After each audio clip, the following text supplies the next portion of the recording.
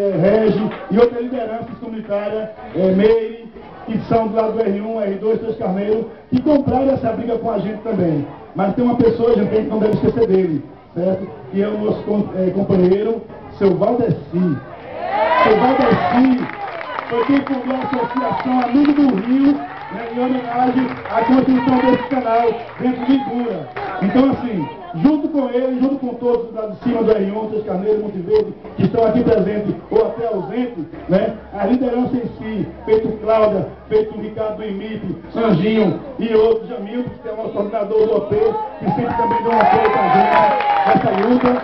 Então, representando, prefeito, esse delegado do OP, né, que vem aí nessa briga junto com a comunidade, se mobilizando todo ano, há mais de 7 anos consecutivos, dentro do SES do Ibura, enchendo o SES ali com a comunidade, indo buscar essa feitoria do canal que hoje, que já passou por gestões e gestões e nunca saiu. E hoje estamos aqui com o nosso prefeito em nossa comunidade, mostrando que como é que se faz.